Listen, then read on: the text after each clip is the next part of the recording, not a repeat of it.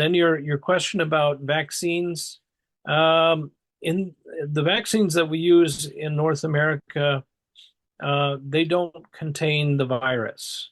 And I'm not sure if this was your question, but it brings up a good point that some vaccines, like the oral polio virus vaccine, uh, use a killed or a disabled form of the virus in order to mount an immune response.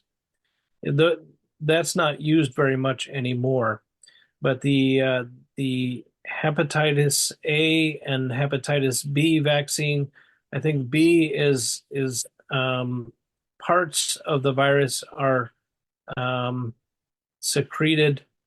Uh, the genetic code for parts of the virus are inserted into, I think, either a yeast or a bacteria, and then it secretes these things, and then that's what's injected. So there's no chance really of getting hepatitis from those vaccines. Um, as far as um, your ability to mount an immune response from the vaccines, if you haven't had the complete series in North America for hepatitis B, there's a series of 3 vaccines. Some people never get an immune response even with 3 vaccines. The vast majority do. And if you don't have the 3 vaccines, then you're basically what happens is your body triggers a reaction is triggered where your body starts remembering this parts of the virus, and then it creates antibodies to attack the virus if it sees it in another situation. Say, for example, where you do have exposure from bodily fluids, then it immediately attacks it because the virus has basically wakened up the body's immune system to recognize it. So if some people will respond with an immune response with less than 3, so it really depends on the individual. Jacini or Jafia, do you have anything else to add to that? Yes, just to say something about location, doctor. All right. When we are talking about the effectiveness of this vaccine, just like you said in North America, it sometimes when somebody have 1 or 2, it may help. So apart from that, when we are talking about the effectiveness, that the fact that you have gotten 1 or 2 doses of the immunization and you don't complete here in Africa, honestly, it's as if you have not done anything. You have not started anything. You have to start it afresh, go and do the testing, make sure that you are hepatitis negative. Then you resume a fresh line of immunization. That is just, but in other places, just like you said in North America, I will agree with him. It is possible because mostly, like in their own part, this hepatitis B and C is not as rampant as it is here in Africa. So I'll consider that one. Then when we are talking about the heredity also, it is true. But most likely, just like you said, it is very, very rare. It is in a rare condition, rare chances. However, the person that will be given birth with this hepatitis, most especially hepatitis B and C, might not likely survive. The baby may not likely survive. Don't think like the person will live and live onto a old age. No, that one in Africa, yeah, it's not possible. Once they give birth to baby with that hepatitis, consider that that baby may not last up to 2, 3 years. That is the statistic. That is the investigation, the study that was made about this thing. So please, in Africa, hepatitis is not hereditary.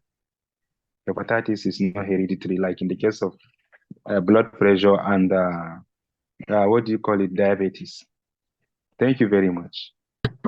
Yeah, in America, um, basically we test all of our pregnant All women right. or even um, before any kind of delivery. So that's part of our prenatal panel.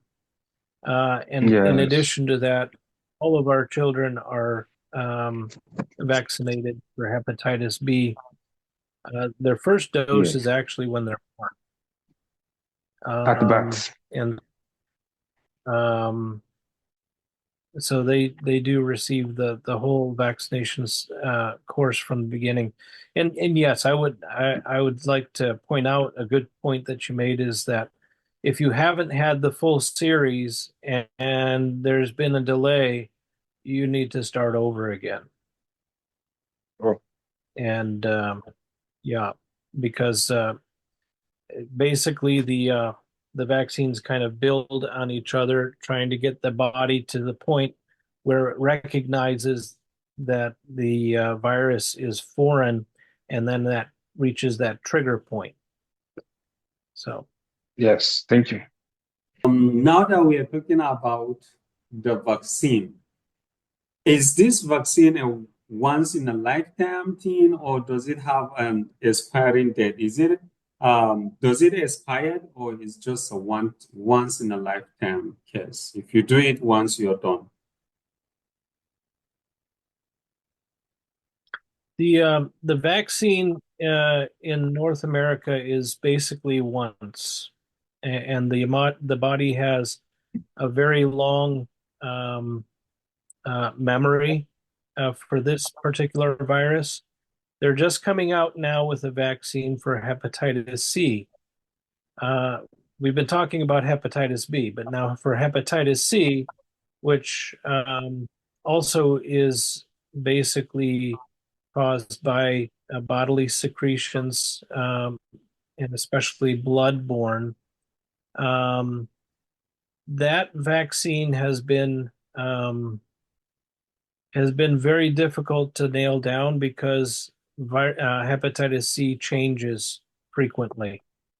And so those viruses that change frequently, they mutate frequently, those are the ones that have very difficult time getting a vaccine. Kind of like with HIV. HIV mutates very frequently. So it is very difficult to get a vaccine, but they are coming out with something, and I'm not sure how effective it is at this point. But the good news about hepatitis C also is that it's very treatable, almost an 80 to 90% cure rate, at least in the studies that I've seen here in North America.